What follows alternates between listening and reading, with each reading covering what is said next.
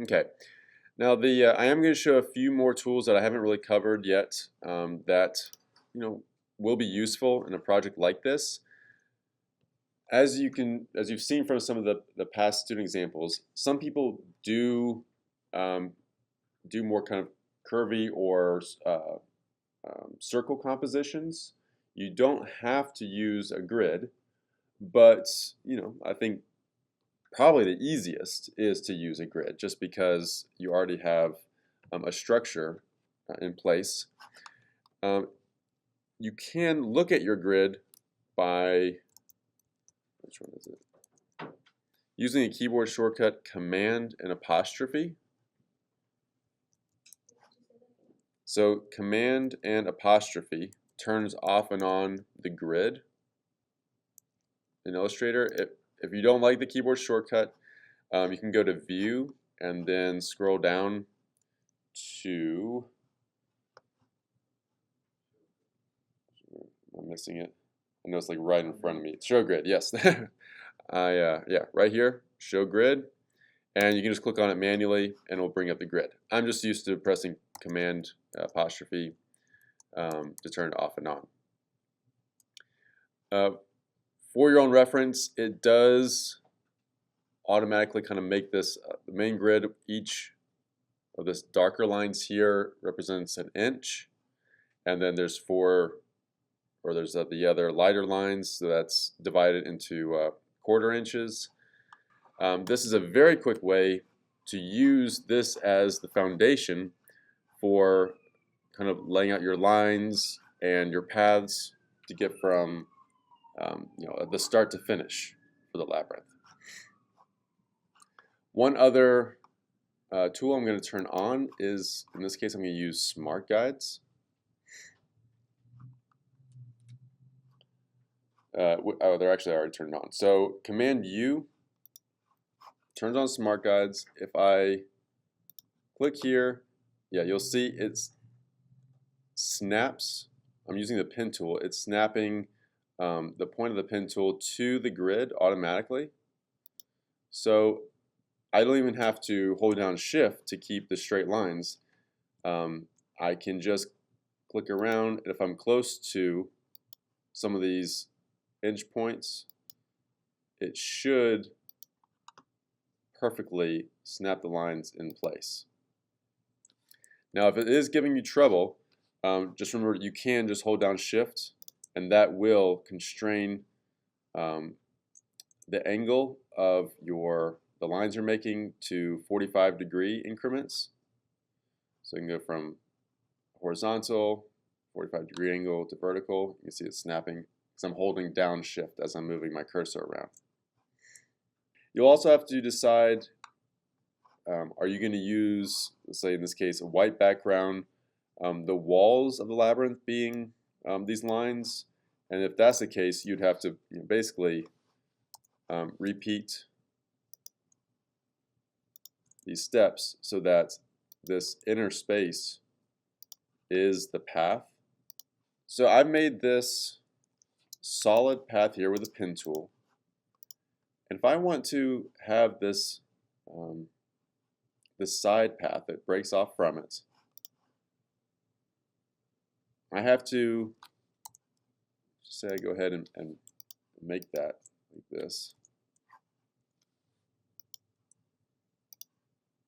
As an example.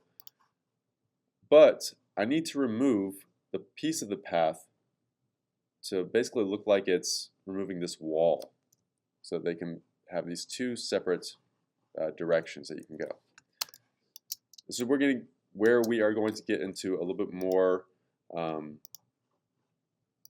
of the more niche tools within Illustrator of adding and subtracting anchor points. In this case, I'm going to select this path here.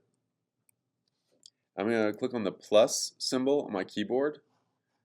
That's the keyboard shortcut. If you don't like keyboard shortcuts, you can hold down on the pen tool icon and then click on the Add Anchor Point tool.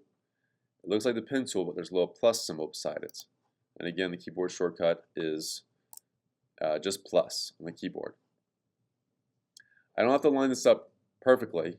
I'm just going to make 2 anchor points here on this path. So I've clicked once on it, twice, and now there's 2 new anchor points.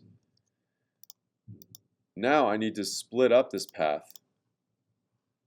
Let me move these away just for a second. To remove this section in between these 2 points I made. Okay, so I'm going to split these points in half. I'm going to use the direct selection tool, keyboard shortcut A, or it's the white arrow here. I'm going to click on one of these anchor points. Keep in mind I'm using the Essentials Classic workspace, which allows me to see these tools up here at the top. With these tools at the top, there's a little icon here. It looks like little scissors. You see the little scissors here? I've selected this anchor point, and now I'm going to click on where it says Cut Path at Selected Anchor Points. Okay, I'm going to do it to the second one. Click on this anchor point, come up to the scissors, cut that. Now, instead of this being one solid line, now these are individual sections. And I can now take it out, just like that. And I can delete it. Okay. You'll notice, let's say I originally had my path here. It's not lined up. Not to worry. With that direct selection tool, still keyboard shortcut A, I can click on these anchor points, and I like to move them around with the arrow keys on the keyboard. You can click on it and move it around with the cursor, but then you can accidentally potentially make it not straight. With the arrow keys, I can just press left or right because I'm working with a grid, and it moves it perfectly left or right. I can kind of line it up. Now notice I'm lining up this anchor point with the middle of this path, not the edge. But we'll bring these back up now. Now you could just kind of line them up like this. It works. Call it a day. Now you have this kind of secondary path here. But you'll notice, actually they are lined up. Oops. Pretty well actually. Let's pretend they weren't lined up exactly like this. Where if I zoom in, I can see that there's like a little bit of a jagged edge here. Well, we don't want that. There's a trick to combine these 2 paths. So you'll notice I have this shape here and this line here. They each have these anchor points at the end of the paths. One here and one here. I'm going to try to move these so they get close to each other. And right now they're not connected even though they are touching each other. But that's why we still have this kind of corner here. It's because these are 2 separate lines. Now we're going to do the opposite of the cut. So before we had like a solid path that we used that cut button to cut up the selected anchor points. Now I'm going to select these anchor points with my direct selection tool. I can just click and drag and make a selection box over those 2 points. And now you'll notice to the left of the button with the scissors that says cut path, there is a button that says connect selected endpoints. So if I select these 2 anchor points and then press this connect selected endpoints, voila. Now this is one solid, smooth, perfect line. And it's one continuous path. They're not 2 separate paths.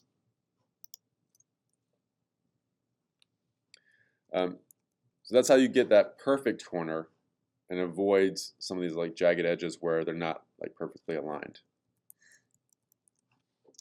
Okay.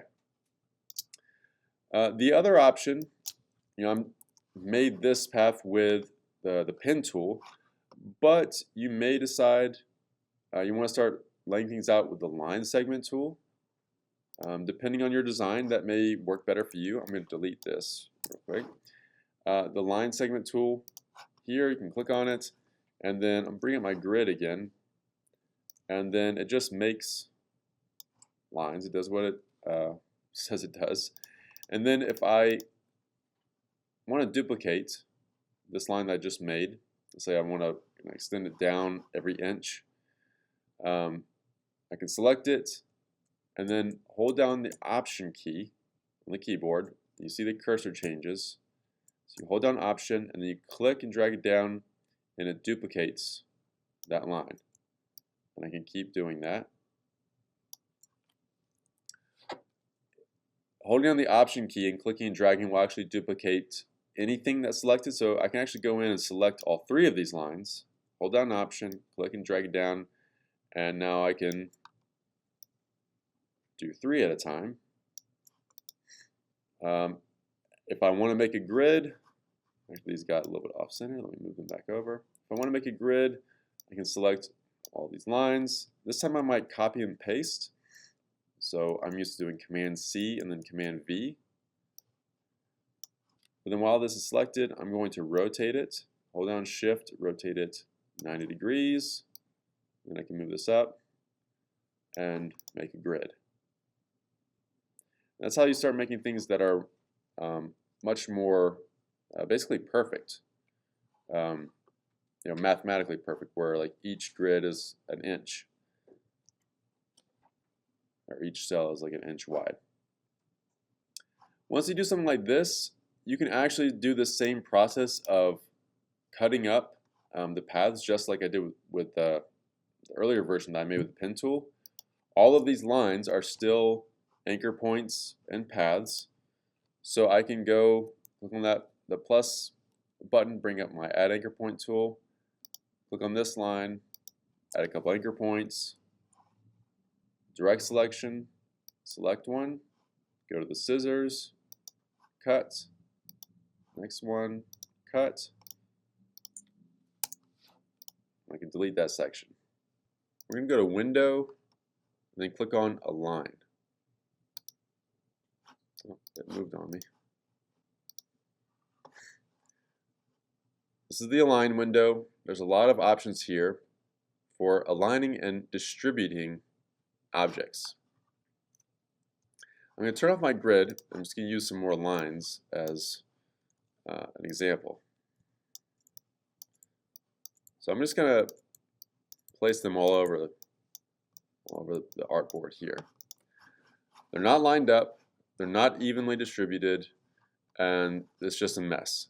If I want to take these, make them into a nice even grid like I used in the other one, without using the baseline grid as a reference point, I'm going to use this Align window. So I have all these lines here. I'm going to use my selection tool, select all of them at once, and then you have to choose what you want to align to. Now it's either going to do align to artboard or align to selection. I'll show you what the difference is. I'm going to zoom out so you can see the whole artboard. I'm going to change it to align to artboard, and then I'm going to do the horizontal align left. So I click on that, and it automatically aligns all of these lines to the left side of the artboard. If I do align to selection, and I do that same horizontal align left, it's going, instead of aligning it to the edge of the artboard, it's going to align it to the edge of the leftmost object. In this case, it'll be this line here. So I'll click on this, and they all align to that endpoint. All right, so now they're all perfectly lined up, but they're unevenly distributed. We want a perfect grid. Select all of them, and now under the Distribute Objects, Again, I'll show you if we press Align to Artboard and I distribute vertically, it distributes them, the top and bottom one, to the top and bottom of the artboard. I don't want that in this case. So I'll do Align to Selection, and now when I press the vertical distribute, it will distribute these evenly between the top and bottom selected line. So now I press this, and now you have perfectly aligned, perfectly distributed lines here. And I know, because I know these are perfectly aligned and distributed, now when I copy and paste them, and I rotate, I know the grids are going to be perfect. Because I'm copying and pasting the perfectly aligned and distributed lines.